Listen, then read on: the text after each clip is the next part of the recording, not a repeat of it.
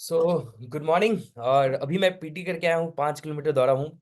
So energy भी पूरी है और कंटेंट भी पूरा रहेगा एज वी हैव डिस्कस्ड। जैसे I discussed throughout about the preparation of prelims. तो अगर आपने नहीं देखा है और आपको लगता है कि यू नीड सम इनपुट, तो आप देख लीजिए। और आई विल ट्राई कि नेक्स्ट वीडियो में हम ये डिस्कस करेंगे कि जो है जो अगर आप कोई भी टेस्ट सीरीज दे रहे हैं तो how you should analyse it.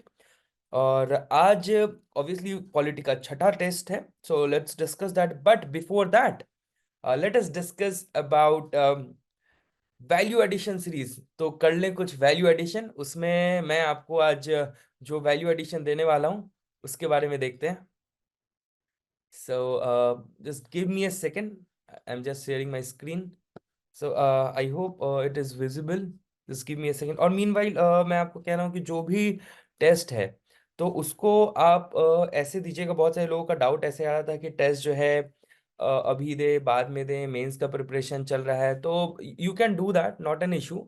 You can do those things. Mains का आप उसको प्रिपेयर कर सकते हैं और ये पीवाई क्यू है तो इसलिए इतना लोड नहीं है ना। पीवाई क्यू है तो you can do that any time.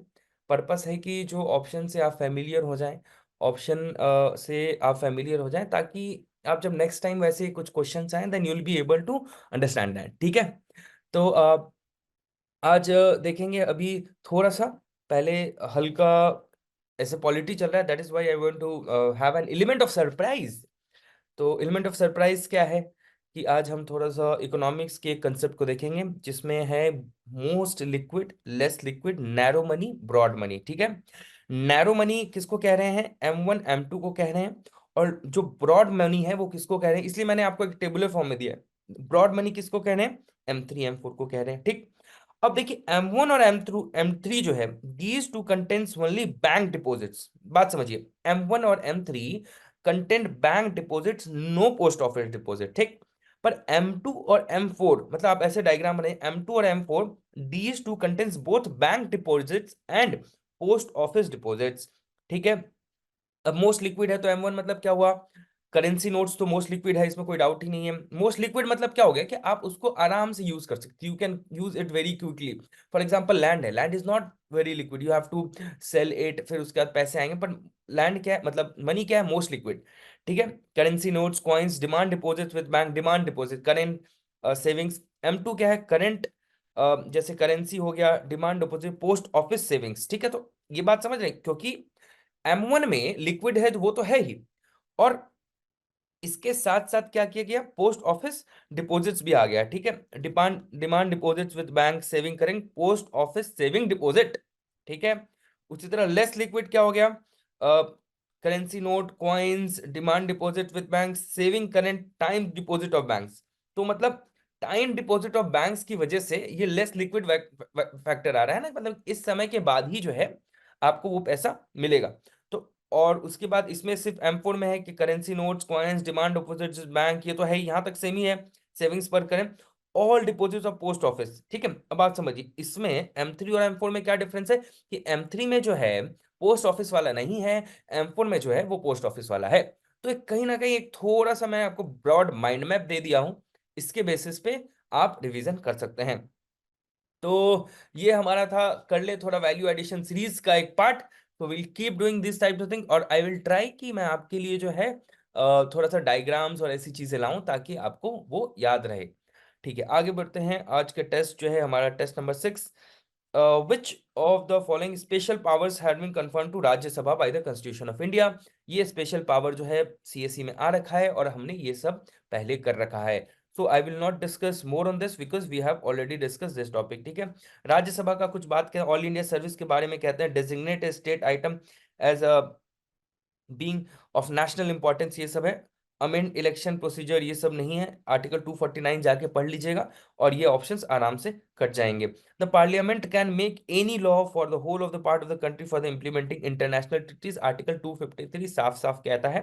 Consent नहीं लेने की आवश्यकता है, एकदम आर्टिकल 253 जाइए अभी उठाइए, एकदम क्लियर है इसमें। ठीक है। ऑल ऐसे ही कट जाएगा, कंसेंट और मेजोरिटी ये नहीं है।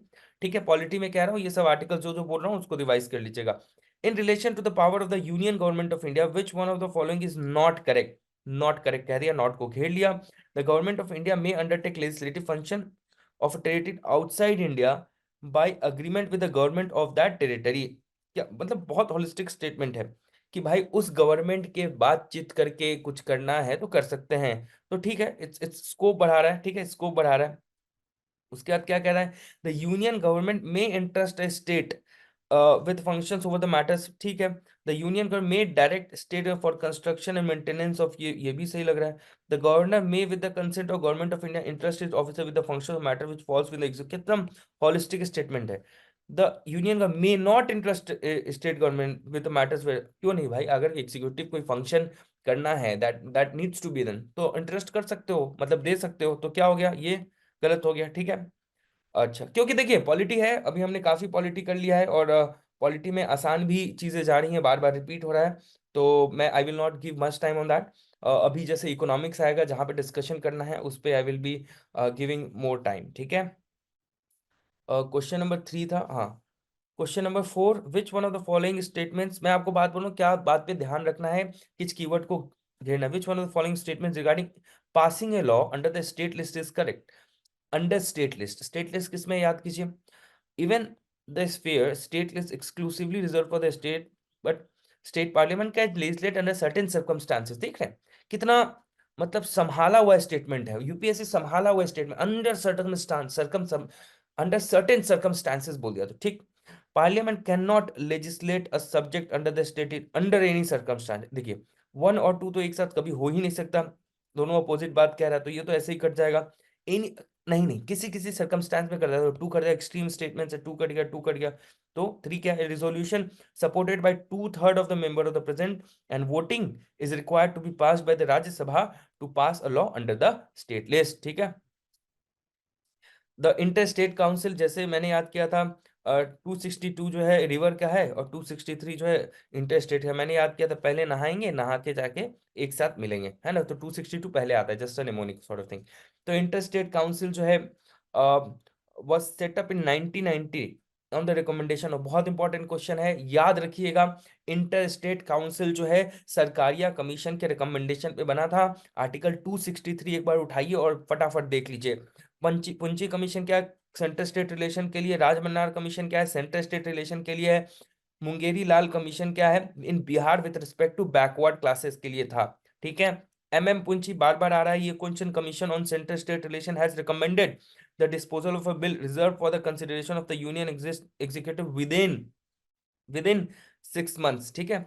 ये क्या क्या पूंची कमीशन क्या बोल रहा है, on a centre state has recommended disposal of a bill reserve for the consideration union executive within 6 months, ठीक।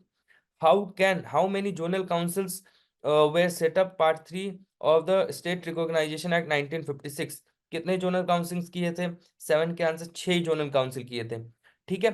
अब देखिए 7 का जो है, northern zonal council, central zonal council, eastern, western, southern. अब 1971 के एक्ट से, 1971 के एक्ट से नॉर्थ ईस्टर्न जोनल काउंसिल होता है, ठीक है। तो 5 जोनल काउंसिल ये किया गया था, 5 जोनल काउंसिल है जो किया हुआ था, क्या हो गया, north east, west, north south और सेंटर, तो 5 हो गया, और +1 6 नॉर्थ, नॉर्थ ईस्टर्न। पर वो ये आप देखिए क्वेश्चन क्या, ध्यान देना, सिर्फ जोनल काउंसिल नहीं बोला, स्टेट रीऑर्गेनाइजेशन एक्ट से कौन सा किया गया था, तो ये बात ध्यान रखनी है, ठीक है, आपको ये बात आपको ध्यान रखनी है, ठीक है। Which one of the following articles of the constitution of India deals with special provision with respect to state of Assam, याद करना है, नेमोनिक बाद में हमने बता रखा है, देख लेंगे, 371 बी, ठीक। Which has the power of annulment of suspension of acts and resolution of the autonomous district, ठीक है। एक ऑटोनोमस डिस्ट्रिक्ट काउंसिल होता है, एक ट्राइबल एडवाइजरी काउंसिल होता है, दोनों का डिफरेंस देख लेना, ऑटोनोमस डिस्ट्रिक्ट काउंसिल और tribal advisory council, important concept है, यू शुड नो इट, ठीक है। ऑटोनोमस डिस्ट्रिक्ट काउंसिल 6 शेड्यूल में है, ट्राइबल एडवाइजरी काउंसिल क्या है, 5th शेड्यूल में। उसके बाद क्या है, इसका क्या जो है गवर्नर करता है, ये पता होना चाहिए, क्योंकि कंफ्यूजन इसमें दिमाग नहीं लगेगा, ठीक है। इसको आपको पता है कि गवर्नर को पावर दिया जाता है ऑटोनोमस डिस्ट्रिक्ट काउंसिल में, जो 6 शेड्यूल में कौन कर रहा है, गवर्नर कर रहा है, ठीक है। आर्टिकल 371 है, मैं ऐसे याद कर, 371 ए, नागा, मतलब ए बहुत बार आ रहा है तो मैं इसलिए ऐसे याद करें, नागालैंड के लिए, ठीक है।